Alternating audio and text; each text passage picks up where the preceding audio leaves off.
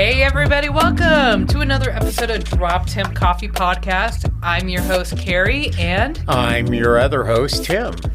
And welcome back to Home Roasting, part numero 2, dude.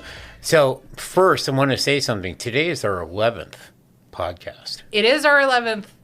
Yes, we forgot to celebrate our 10th episode. That's because we're so natural. Yeah. Yeah, okay. All right, go ahead. We had a plan.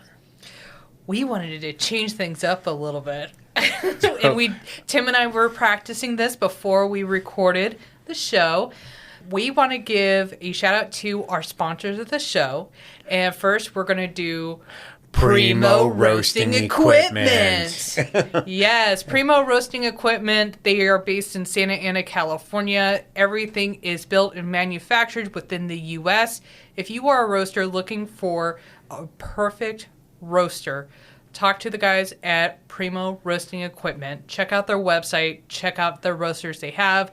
They can work with you, customize your roaster for your needs. PrimoRoastingEquipment.com. We love those guys. Hey, Brandon. Hey, Brandon. All right. Now, we get on to our second sponsor. We got Wade Graphic Design. So I want to take this one. Thank you, Rick Wade, for being a great guy. Super, super easy to approach. Great ideas. Super creative. He is responsible for my brand. Thank you, Rick. What's his website? Oh, it's wadegraphicdesign.com. Perfect. So now you know where to go if you need those graphic designs. Yep, absolutely. Can I give a quick shout out to Office Evolution as well for letting us use their space? Oh my gosh. If you guys are in Portland area, you guys have to come to Office Evolution. I mean, seriously, they have this beautiful podcast studio where Tim and I can sit down and record our podcast, get hyped up on complimentary coffee, which was roasted by Elliott & Murray Coffee Roasters. By the way, good job on the roast. Oh, thank you. We are currently I'm sipping on the Whoa Dude. And I got the T-Town. Those are both my dark roast blends that I do offer. If you want to check it out, ElliottMurrayCoffee.com. Wink. Wink, wink. Oh. All right, so I'll tell you what. I've been so hyped up, but I am not going to hog the microphone. I mean, obviously, with our introductions, we are totally hyped on coffee. It was just... It's natural. It's natural. Yeah. What do you do if you have 40 pounds of coffee? Drink it. Yes. Hello? Drink it. Drink it. Just drink it. Just drink it. You know, I think that's the fun part about being a coffee roaster. Like I brought in this coffee at BCR last week from Flores. By the way, bonus points to anyone that knows where Flores is. But I'm going to tell you, it's in the Indo-Asian island chain right near Papua New Guinea.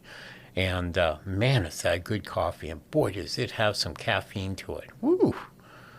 Man. Is it just as robust as Robusta? No. Robusta isn't robust. It's kind of flat. Tastes like Folgers. I know. Tastes like Folgers.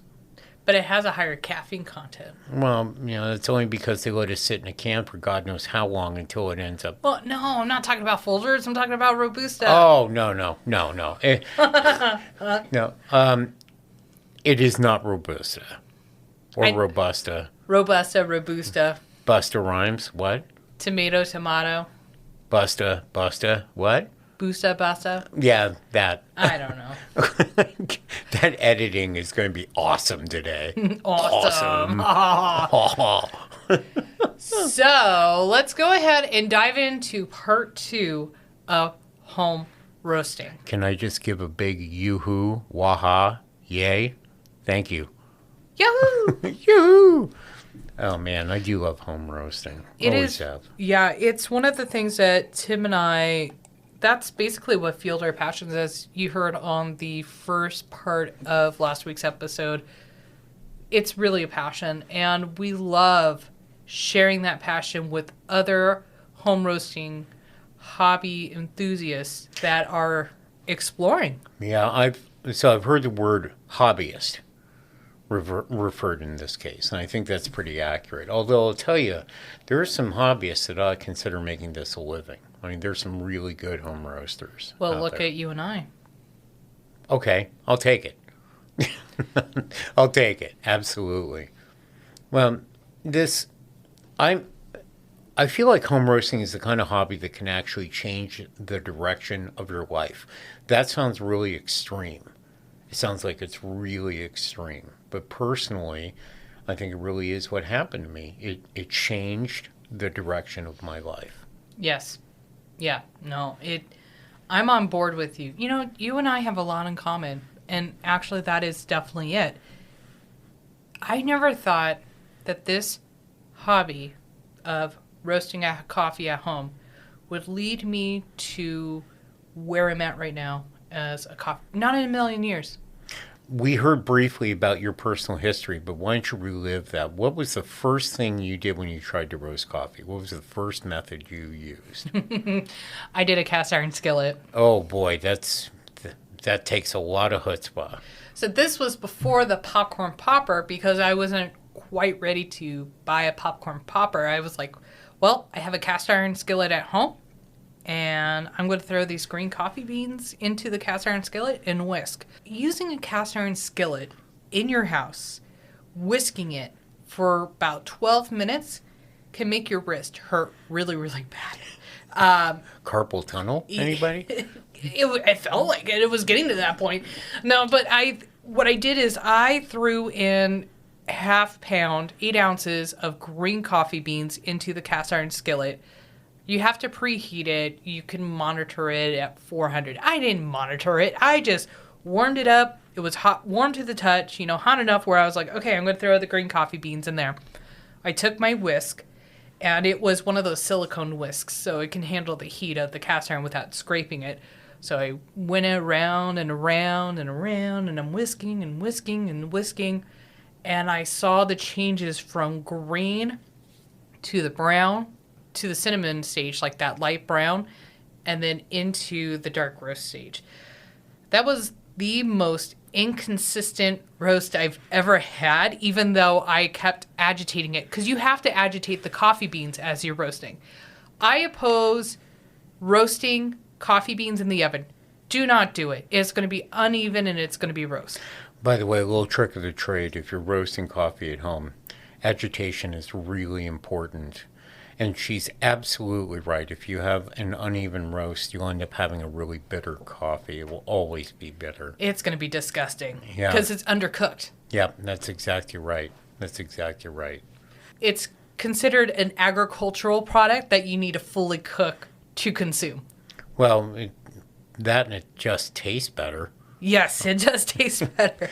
So I did the cast iron skillet, and then I moved on to the popcorn popper. And then after the popcorn popper, then I went into what I thought was the big leagues. I went into an air roasting machine. I had a Sono Fresco 1 pound roasting machine.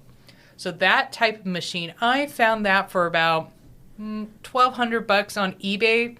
Some dude in North Dakota had it. He shipped it over to my house, and it was air roasting. The Sono Fresco machine, I have a love-hate relationship with that. It's definitely a good machine to experiment with air roasting. I have no issues with air roasting whatsoever. You get to see in the chamber, because the chamber is glass, you kind of see how it circulates with the air roasting. So when I talk about air roasting, traditionally you have a commercial drum roaster that you and I use, and you have a drum that circulates the beans, and there's little wedges inside that agitate the beans and spins, and then there's the burners at the bottom. Anyway, with air roasting, you're actually pushing hot air through this chamber, and that is what's roasting the coffee beans.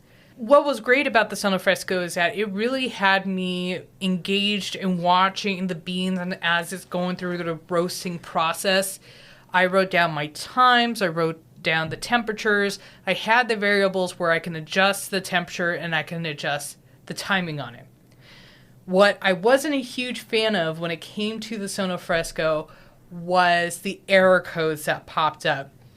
On the Sono Fresco machine, you had different error codes that would happen because I was running my Sona Fresco using a propane tank. So the fuel that I was using was propane. And as I ran the line, there would be error codes in the middle of my roast that would say I ran out of propane. And there were times where the propane tank was completely filled. It was fine. Because that Sona Fresco does not drain out a whole gas tank of propane. So sometimes that machine just would randomly shut off a roast in the middle of me roasting. It was really frustrating. I eventually got rid of that. But it was a fun little machine to learn on. And so those were kind of the steps of starting out with the cast iron, popcorn machine, Sona Fresco, and then into the big commercial roaster where I learned how to roast on a 12 kilogram ProBat roaster over at Mr. Green Beans in Portland. May I add on to that? Yeah. So a couple of things about the Sona Fresco. First, I can think of 8 different roasters right now that use the 1 pound as a sample roaster. What we generally do, we'll get samples from green coffee suppliers to try what their coffees are like. And usually they'll send us something between, say, 200 grams and 500 grams of coffee, somewhere between roughly a quarter pound to a pound. So having a 1 pound roaster is super helpful. But it sounds like you were using an older version. I was. Oh, okay. All right. That's what it was. It was an older version of the Sona Fresco, so there were just like so many safety codes that were on it, and yeah. That's the other thing. We all can talk about going on eBay, but I'm going to warn against that. I mean, honestly, if you go and do that for a piece of equipment that you might actually use to roast coffee, it isn't a bad idea to buy it new if you can afford it. If someone told me way back when I was shopping for a bigger roaster like that 1 pound Sona Fresco, someone told me don't buy it on eBay, go here, I probably would have listened. eBay is definitely risky. It is definitely risky when you're buying used roasting equipment on eBay and green coffee like we touched base on the first episode. So just be wary of what you purchase on eBay. That's all we're saying. Yeah, you don't get many guarantees with eBay. Well, my story was similar, although a little different. I'll tell you a little secret. I have never used a cast iron skillet. I've never used it. What I started on was one of those popcorn poppers. What I didn't realize is that the regulator, yes, the regulator, all popcorn poppers have a regulator, cannot take use after use after use. So you can only put about 100 grams of coffee in there, which is barely enough really to make a cup of coffee. So if you want to make 2 cups of coffee, you have to run it twice. I really did set 2 of those on fire. Like we got flames coming out of them. Like I didn't realize that there was chaff. Chaff is the silver skin on your raw green coffee bean that will actually come off as you roast the coffee. Scientifically, the bean's getting bigger than the skin, and the skin pops off. Right, it separates during the roasting process. Yeah, that's the other part about this is when you're roasting at home, the things to be careful of are the chaff, which is highly flammable and will get all over the place. The smoke, because it really is a carcinogen. If you're not careful, you can actually make yourself ill by doing it. So be careful to everybody that's out there. But also the consistency. What I really had fun with, the thing that I did that nobody else has been doing, is I used a 1500 watt hair dryer and chicken wire. You talked about that, not the last episode, but we talked about that before in the previous episode, yeah. Yeah, the thing about doing that is you can actually see everything, and you need to find enough wire mesh to be able to keep all the beans in. Otherwise, they go shooting across the room, obviously. But the thing that's really fun about that is shooting chaff in the air and all over the place. Yeah, like it goes everywhere. No, it really does. I remember when I roasted on the cast iron skillet in my house, I knew that there was going to be smoke, but I didn't overestimate how much smoke. I underestimated how much smoke was going to be produced in my kitchen. And when my husband walked in, he was like, "What the hell? What are you doing?" And I'm like, "I'm roasting coffee, babe." And he's like, "What? Open up the goddamn windows. It's like a fire in here." It was a lot for an 8-ounce amount of green coffee beans in this cast iron skillet. If you're going to do any home roasting with a popcorn machine, a cast iron skillet, do it in the backyard. Do it outdoors. You'll have chaff flying all over the place. I got it in my hair. I got it all over my clothes, everything. Just do it outside. And by the way, I have to say, chaff is actually really good for your plants because it's packed with nitrogen, so it helps your plants grow. So go in the backyard. Go somewhere that is open air, roast away, and let the chaff blow. Like, let it go. It'll help a tree or a plant along the way. Yeah, we found people that are really excited about getting the chaff. We actually give our chaff away pretty regularly, and it'll help things, especially plants that have higher acidity, like berries and roses. So it'll help those things for sure. Honestly, chaff is a byproduct that we can all use. I think it's better for the environment to do that. I think it can actually help everything in your garden. The thing that I did, though, just getting back to that hot air popcorn popper and the hair dryer, the thing that I realized after not very long is that I needed more coffee to be able to drink at home. So eventually I looked for something that could do rated at a pound. I'll tell you a little secret. You really don't want to do a pound in a machine that says 1 pound. You'll burn the outsides of the beans. It won't get done on the inside. And generally you need some room for agitation on those things.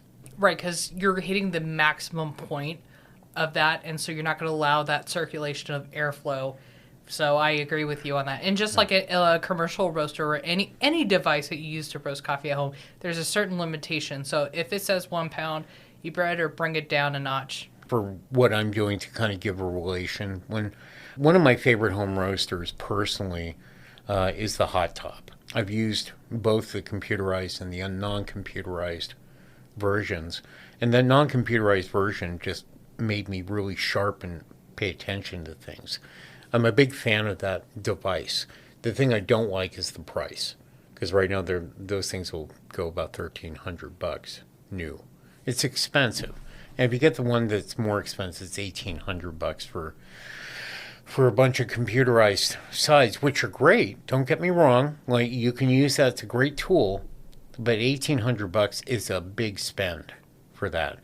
That Hot Top, however, moved me into a place where I could start registering and recording temperatures, being able to tell roasting times, understanding what the difference was between first and second crack, and training those things so we could get to the point where the coffee tasted good too. That thing really was a good tool. Right now, though, and I have to give a big shout out, what we're doing at the roastery, be able to sample, is we're using something called a popper. I have to give credit to the popper. This is a really nice product, and you can get into this really inexpensively. It's less than $100. It is. I wish it was around when we had it. It's something that's newly released from Sweet Maria's, and they just came out with it a few months ago, and we had to get our hands on it because It was cool. You actually went and you bought it on the website. You brought it into the shop. You were so happy, and it was really cool to kind of like hone back into that hobbyist stage and roasting on a popcorn popper. That was really cool. It was really cool. And I got to tell you, Sweet Maria's absolutely made a great product there. It's a great way. It is. You got the variables on it. You can control the heat. You can control the fan. There's a cooling tray to it. It is a air popcorn machine on steroids. So if you really want to get into that is actually a great starting point. I was really impressed, actually, because the flavor of the coffee can change based on how you're roasting it and what method you're using. It can be noticeable. The thing about this popper is that the flavor profiling came out the same. So we put 200 grams into this device, and then all of a sudden we were able to transfer that directly into a roaster and do a 20-pound roast and get the same effective end result. I was amazed by that. Yeah, it's a really great device. Now, we talked about the hot top at that price point, the higher end price point. We talked about the popper just now. We're talking about more the lower end, and of course the Sono Fresco. But let's talk about the middle range pop. So you have the Be More and the Genie. Have you had experience with the Genie? Because I've never used the Genie. I haven't used the Genie. The fresh roast. Fresh roast, yeah. Yeah. Well, one of the things about that I can tell you in the medium range is the fresh roast, which is actually another version of a hot air popcorn popper, but it really is designed to take more coffee and to be able to make more coffee. So you can do a couple roasts in a row and not have to worry about the downside of potentially creating a fire. That product is somewhere between $200 and $400, depending on the goodies that you get with it. It's a nice product. It's great if you don't plan to become a professional. It's something you can actually enjoy doing.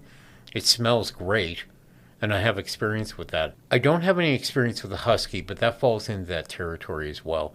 And we've heard some mixed reviews on that, but I don't have any personal experience on the Husky. Yeah, I don't have any personal experience with the Husky, and I don't have any experience with the Genie itself, or I've never even used a fresh roast.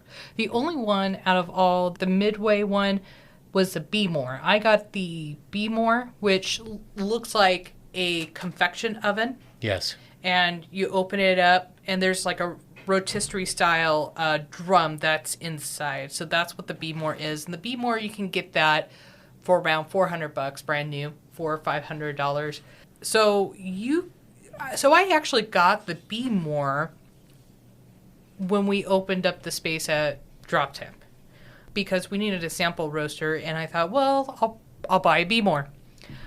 I played with the Be More, and man, I don't like it. Well, I don't. I tried to love it, but there were a couple of issues that I had with it. Number one is that you have to be next to the machine, and you got to press a button to let the Be More know that you're present, because there's a safety feature. Will shut down the roast if you're not pressing the buttons, which I find a little bit annoying. I know that they've made some changes on that recently. That was one thing that annoyed me, because I had to literally sit there and pressing the button for every every 2 to 3 minutes to let the machine know, hey, I'm here, keep roasting.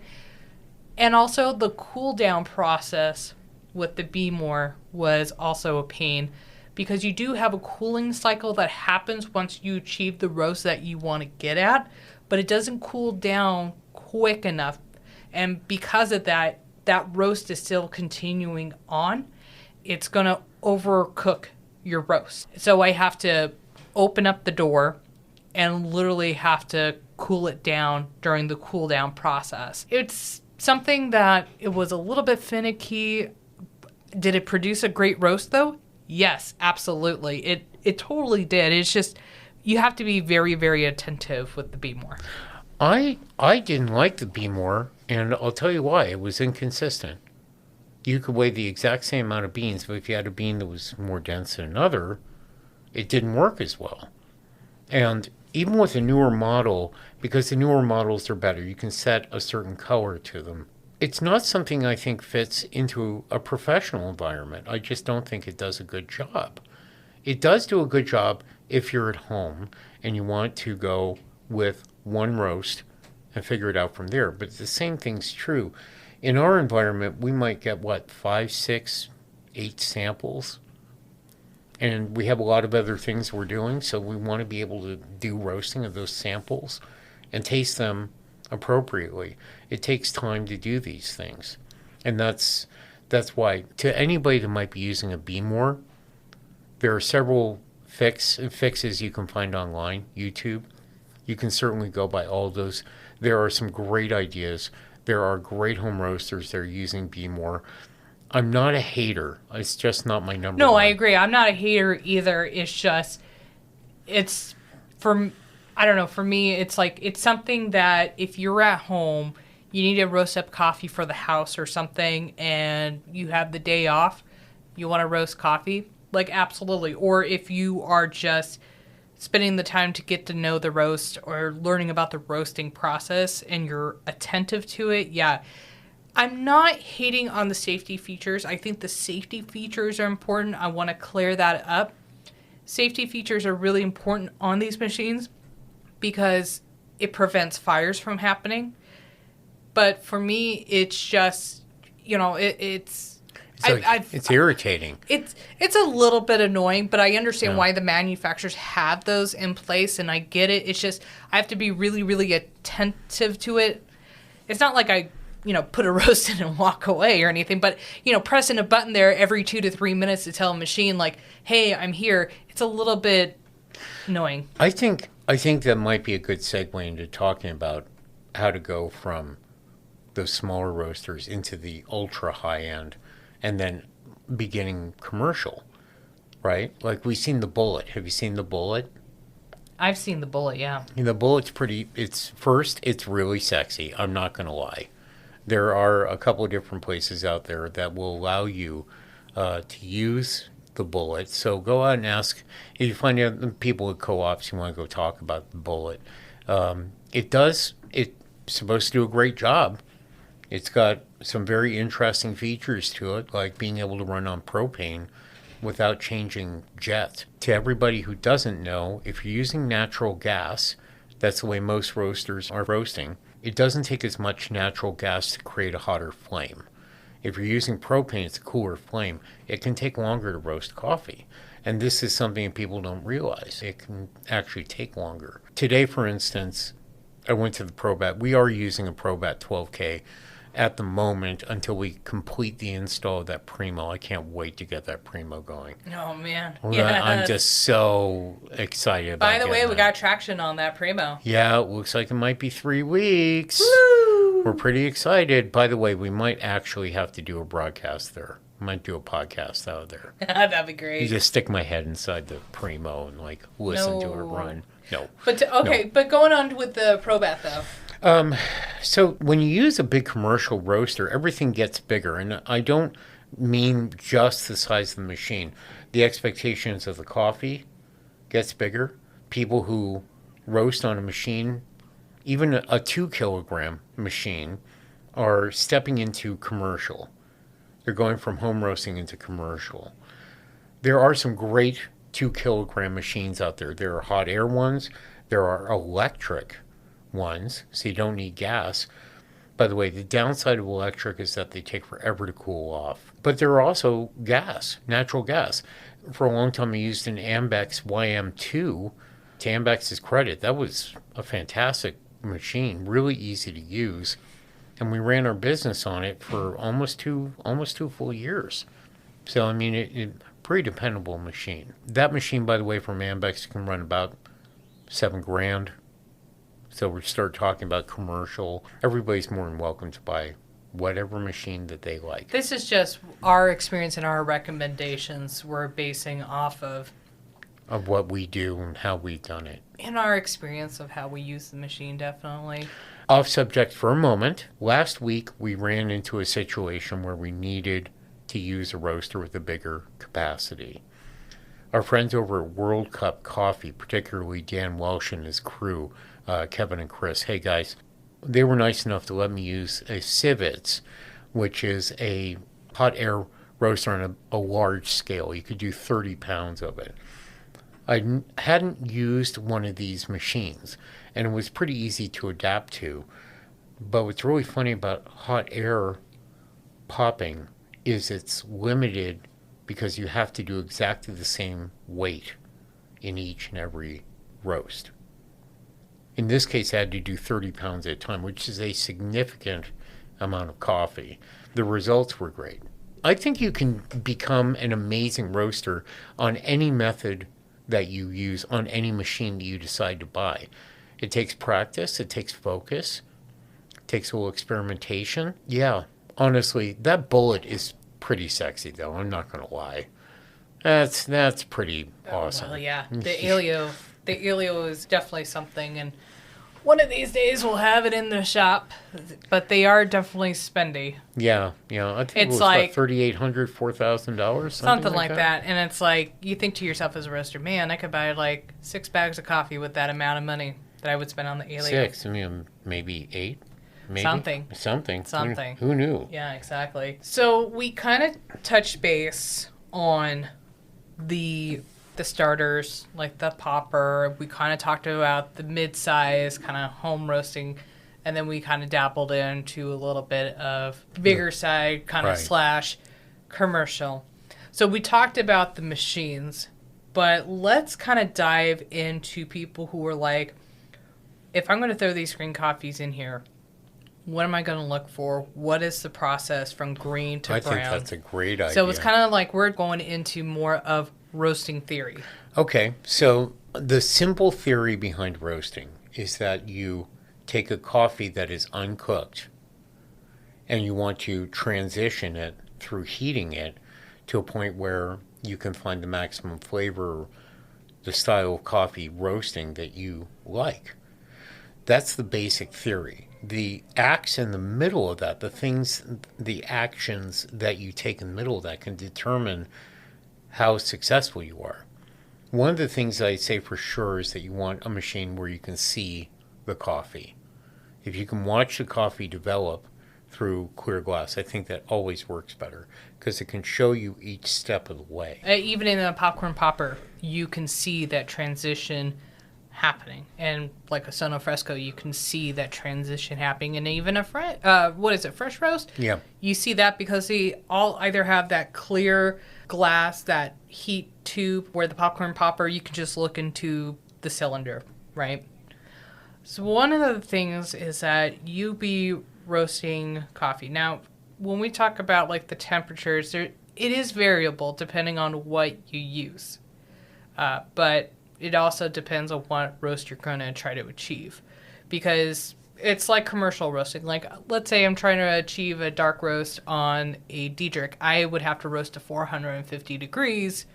Okay, no, not 450 degrees, but like around 430. Yeah. Right. Yeah. So if I wanted to achieve a roast on, let's say, a Diedrich machine, I would have to hit 430 degrees to achieve a dark roast, where if I roasted on the Probat, I would need to hit about about 425. So the variables are definitely different. And then again, a question, where do you start, right? If you are a person who wants dark roast, that process might actually be simpler, because what you're looking to do is to heat the beans to a temperature where the skins break a little bit and you get a greasy, darker color. That's a very distinct smell. I'm not going to give anybody my opinion. I'm not going to do it. That is a very distinct way to drink a coffee, is dark roast. And most machines can actually do that pretty successfully. Besides dark roast, let's kind of like boil it down 101 here, because I think we're going a little sidetrack here. Sure. Let me ask you this. What's your favorite color of coffee to drink? What do you like? Well, I like to have, obviously, like a dark brown with a little bit of the silver skin that's inside. So when I talk about the silver skin, is a little bit of the leftover parchment that's wedged between like that little line that's in the coffee bean. I like to prefer that type of roast. Like, I'm more of a medium to dark. But let's scale back, and let's say someone they bought green coffee, Guatemalan green coffee, and they want to get a medium roast. Okay. So with medium roast, generally speaking, what you want to do is find the area between noises that come out of all beans, called cracking. Now, cracking is when the parchment will actually break while the bean is expanding. Coffee beans actually grow in size and lose weight, very much like popcorn, as a matter of fact. So the first crack will indicate when you are just getting to the point where the bean has expanded past the parchment. And when that happens, the parchment will come off, it will create chaff. The sweet spot is a phrase that I heard a number of years ago, which is between the first and the second crack. And the second crack is where the outside of the bean will actually break, allowing oils from inside the bean to come out. That is ultimately the largest expansion on the bean that you'll get, and that's where you go into dark roast. Now, personally, I like going in that sweet spot. I like something just a little bit past the first crack. They're very distinct noises, by the way. Yes. Yeah, the first crack and the second crack definitely have their distinct noises. At first, you'd be like, it sounds the same. But the more practice that you get, then you'd be like, aha, okay. Yeah, let's see, what's a good comparison? If you were to take a cement mixer and take down the noise, the first crack would be like putting pebbles in the cement mixer and having it go slowly. That kind of rolling noise. The second crack sounds as if you put thumbtacks in the same thing. Really higher pitch and much faster. You get much faster noise out of it. Again, somewhere in between that is where I like to be. And generally, I'll try to standardize my roast so we can taste the difference between coffees. That's one of my favorite things, right? That's really interesting how you describe the first crack and the second crack. For me, I think of the microwave popcorn. That's what I think of. Like you said, coffee beans are just like popcorn, how they with the expansion. So with the first crack, I hear like slow popping, like pop, pop, pop, pop, pop. And then it fades away. And during that sweet spot time that you're talking about is when that is more into the medium roast, but then it's going to eventually transition into the dark roast stage where you're going to hear a pop, pop, pop, pop, pop, pop, pop, pop, pop, pop, just like the popcorn getting close to its time to be finished, where you're hearing pop, pop, pop, pop, pop, pop. It's like back-to-back popping because of those beans expanding and the oils coming out. So that kind of gives you an indication of when second crack comes through. So that's how I think about it too. Yeah. But I've never really heard someone describe the way you describe first and second crack. It's pretty intriguing. It might be a little old school. I'm just saying. I might be a little old, maybe. Just saying. I mean, you're 56 now. No, I'll take it. You know. I'm vertical. I'm happy. The first crack and second crack, those are kind of like the ways you can learn. Temperatures are variable. With a lot of coffee, what you're trying to achieve, again, this is subjective because it depends on how or what you're using to roast coffee. There is different variables when it comes to roasting on what device that you use. You can measure the temperature on a popcorn popper if you wanted to with one of those electronic guns. Yeah. It's not going to be super accurate because what happens is if you try to use one of those, you're not really getting the bean temperature. You could be hitting the side of a cylinder that's inside. So it's not really going to give you an accurate reading. You could modify a probe in it. I've seen home roasters where they put a modified probe into their popcorn maker and do it that way. You can do that to get more of an accurate reading.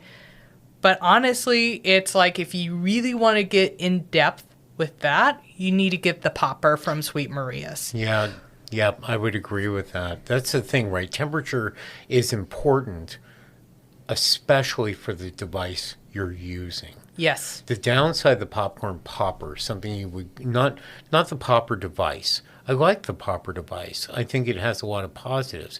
But the downside of the old school hot air popcorn popper is you can't really judge temperatures. You're guessing. Well, that's exactly it. With a cast iron skillet, with a popcorn popper, if you're starting out with those two devices, getting the temperatures and reading the temperatures on that, you're not going to get a very accurate reading unless you dive into something where I think the Fresh Roast has, I don't know if it has a temperature reader on that, or I think they have like a, where you could put a probe in and you could read the temperature on the Fresh Roast. There is somewhere in there. I've seen them discussing temperature. There's got to be a way for There's got to be something that way. But I know as far as if you get into the Genie or the Be More and more those kind of roasters, that would give you more better accurate readings. When you get into the machines like the Be More, the Sonofrescos, Even the hot top. Even the hot top, yeah. You can get more accurate readings with those type of home roasting devices that you can read the temperatures and get more of an accurate reading on how you're roasting your coffee. In reality, you can get an idea of how the temperatures are. So the baseline would be, maybe Tim, you might agree or disagree, but jump in whenever you feel like it. When you're roasting coffee, there is going to be something where you're going to put the green coffee in and the temperature, your device is going to be hot. It's going to be super hot. You're going to put green coffee beans in, depending on the temperature of the green coffee, which it should be room temperature. But when you put those green coffees in, you're going to see a dip into the temperature. Yep. Right? And so the green coffee would make the roaster, whatever roasting device, drop in temperature, the bean temperature, what we're talking about. The bean temperature will drop, and then you're going to have what's called a rate of rise, where the temperature is going to start climbing. And that temperature is going to keep climbing and climbing and climbing.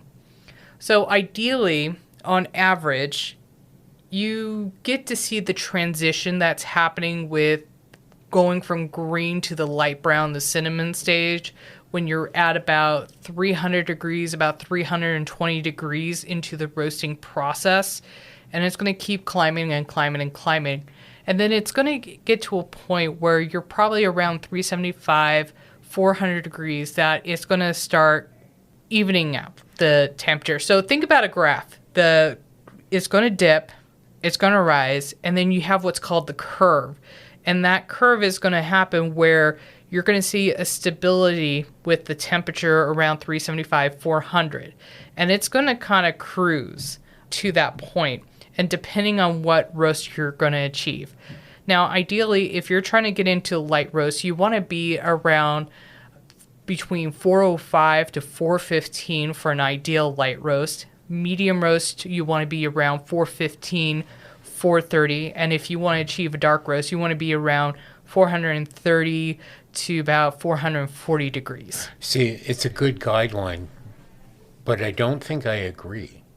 I think it's less for me. I found, but again, this is all about devices. For me, I don't know if I agree, but it's all about the machines you use. Well, yeah, it's a variable. Right. I'll tell you what was really interesting about the hot top, and one of the highlights of that machine that I was a big fan of, was you could see the drop, you could see the rate of rise, you could see the curve, and you could see the flat at the top. You could see all of those things on a screen right in front of you. It talked about that, but it also gave you a readout of the temperatures. And what's really interesting is when I made the move from the hot top into a 2 kilogram drum roaster, the temperatures were almost exactly the same. We would see consistent first crack, my experience, at about 375. That first crack would develop in the middle of the curve and would go up to about 385. Then it would stop. We'd be in the sweet spot. The sweet spot could go all the way up to 405. And then we'd start hearing second crack at about 405. It's interesting that my temperatures were less and lower than yours. Very interesting. It'll be fun to actually get on the Primo and see what they do. Absolutely. Again, it's subjective. It's a great game, isn't it? It's a great game to play. It is. Temperatures are going to be subjective, but really what the basis is with all this and all the information that we're given is just basically a guide into what we suggest. Talked about the pros and the cons of each device, kind of giving you an idea of how the roasting process. We dived in a little bit of the roasting theory and the roasting process. I mean, not all home roasters or commercial roasters that are going to agree with me, but again, subjective. No, that's the thing. And, I'm drinking your coffee. So, it works. It's great. More power to you. I want to talk about things that are misconceptions in being a home roaster. One of the very common things I hear about misconceptions is, how do I roast this coffee? We get into social medias. I'm a number of different groups. And it's really hard for me not to jump in there and try to sound like a know-it-all when I have somebody go in and say, well, I just got I just got this coffee with a 12% moisture rate out of Guatemala. How do I roast it? Well, what do you mean, how do you roast it? How far do I go? Where are the temperatures? The thing about coffee that I love is that it's a personal experience. This is why we have had different methods and practices to get to where we are and why we work so well together, because it's personal experiences. It's the memory and experience of where you want your coffee to go. I had to experiment for almost 10 years to get an idea of what I wanted in a cup of coffee, let alone the fact my tastes have changed. There is no fixed way to roast a coffee. May I jump in? Yeah, please. You touched a very good base, because a lot of people who are starting out home roasting, they're going on YouTube, they're researching with Facebook groups and anything and everything that's home roasting. They go on Google, research these things that, people are so dependent on graphs. And there's nothing wrong with graphs. I think you and I agree on that. Oh, yeah, I completely agree. Tim and I choose not to go with a graph profile because we have a feel and we've had experience with many different coffees that we just don't think that the graph is necessary, and that's not how it should be defined. Would it give us a great reading on how our profiles are? Absolutely. Would it give us a guide on what to do the next time we do the same coffee? Yeah, sure. Exactly. Sure. Exactly. But starting out in home roasting, you don't need to worry about graphs. It's really about having fun and experimenting. It really is. I agree 100%. It's a learning curve. You could put in a what did I do? I remember the first batch I truly burned was on a commercial roaster with over at Mr. Green Beans, where I roasted it was 10 pounds of coffee from Bali, and I was trying to achieve a dark roast, but it got a little too dark, and we dropped it. It was black and oily. It was disgusting, but it's the learning curve. You can get a coffee. You might screw up on it. That's okay. It's okay to make a mistake. It's okay to make a mistake. It's the learning process. It's really understanding the bean and the bean behavior and understanding the roasting process in general, no matter what coffee you use. It's having fun, understanding, and learning about that. You don't really need to focus on, you need to focus. If you're a commercial roaster, focusing on the moisture loss is important because you need to know about your shrinkage as a business owner. Right. Absolutely. But as a home roaster, you don't need to really worry about moisture loss. You don't need to worry about graphs. You don't need to worry about achieving a certain cupping note. It's the fun of it. If you roast coffee, it tastes good, then you win. Yep. You win. You absolutely win. I think that's exactly where I'm going. Like, people misunderstand what roasting is. It is not a defined one-way science. It is an experience. There's a reason why I sit across the table from somebody I genuinely like and have a lot of respect for, because you have experimented for 3 years to get to where you are now. You can't substitute. Well, you've been experimenting for what? For almost 40? Yeah, 40 years. Yeah. Honestly, don't let the graphs, don't let the moisture, and don't let the cupping notes and the cupping score define you. If you want to try out a coffee, roast it, and you make a great cup of coffee, that is a win right there. And yes, there is some science that does apply when it comes, obviously, we could talk about Maillard effect and all that stuff. That's part of science. And sure, there is science that you can learn about how coffee trees and all that grow. But at the end of the day, you're roasting coffee for yourself at home. Yeah, does it taste good? Is the coffee tasting good? If the coffee tastes good, you enjoy, you win. You win. Exactly. Yeah, that's the whole point. I mean, what are we if not coffee nerds who love to drink coffee, right? Exactly. There's no fixed way to roast coffee. There's so many different ways to do it. That's why it's an artisan prospect. It's something that you can use your creative energy with. It's something you can. I heard somebody once use creative juice as a descriptor, right? I get juiced up whenever I'm watching other people roast because they do things differently. I love watching people roast differently. I love doing that. And one of the most fun things I have is using different machines. Love doing that. Yeah, whether you're using a commercial machine or just a home roasting machine, like the popper, like I talked about earlier. Love the popper. Well, it's do. great. Yeah. Absolutely.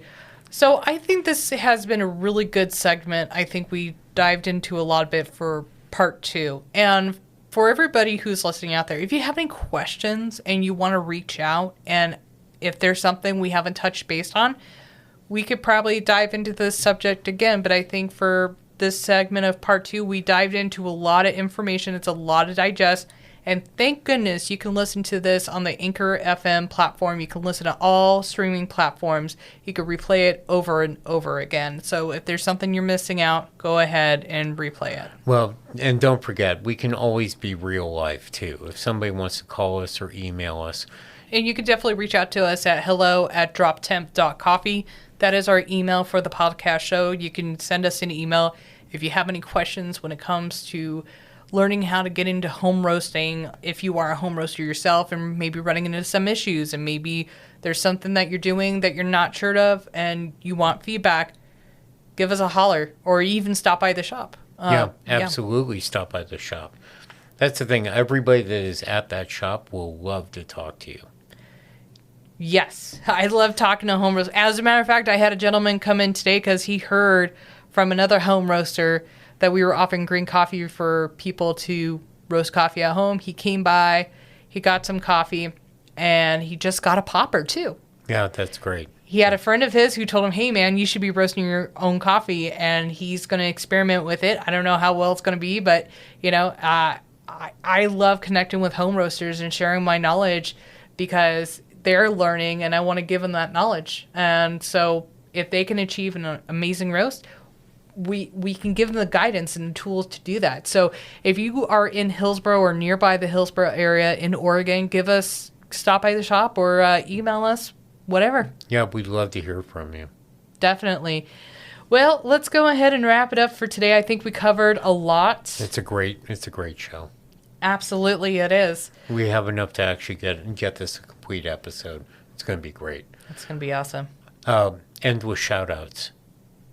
Shout-outs. Okay, so shout-out again to Dan Welsh and his crew over at World Cup Coffee for allowing us to use a machine when we really needed it. Thank you so much, Dan. Appreciate it. Thank you. My shout-out is to Mark and Renee Bennett of Bennett Urban Farm Stores and the Bennett Coffee Roasting Company, or Bennett Coffee Company. Mark and Renee, local coffee roasters here in town, and they're amazing people. Mark allowed me to roast on his sweet Diedrich in his little coffee shed there. So thank you, Mark and Renee, for allowing me to roast on the machine when our machine was down for maintenance. Yep, absolutely. Thanks for a great show. Thank you so much for listening, guys. If you have a chance, please leave a review. Please leave a review. Rate the show. Tell us how we're doing. If we're doing great, we're doing crappy. So I just want to hear good reviews. I don't want to hear no bad reviews. No, I'm joking. I mean, if we can improve, tell us. Absolutely. That's the whole point of a review, right? Yeah, it's the same thing. It's the whole point of roasting because people will tell you how to do it better. You know what? I have an idea, Tim. What? I think I have a genius idea. Okay, I'm ready. Okay. I'm going to challenge our listeners to a contest. Okay. How about this? If we can get... I'm going to be ambitious here. I'm going to say if we can get 10 reviews by our following episode, which is going to be, let's see here. Today, let's see. If we can get 10 reviews by March 9th, we will give away coffee to a random drawing. Oh, I'm in. Yeah. I'm in. I'm absolutely in. You want to get a half pound of both of our coffees? I think that's a great idea. Isn't that great, guys? You get free coffee from Tim and I. If we get 10 reviews by March 9th, we will do a drawing and whoever wins will get coffee from Tim and coffee from me. 100% absolutely yes. Yes. Yes. So in order for you to enter in, leave the review, email us, hello@droptempcoffee.com. Let us know that you left a review and give us your name and a good email so we can contact you in case you are the winner. We promise to keep all that information private. We will not give that information away. No, we would not give that information away. And the deadline is Wednesday, March 9th, 2022. Get a review. Get coffee. Bang. All right, guys. Well, thank you so much. And we will talk to you next week.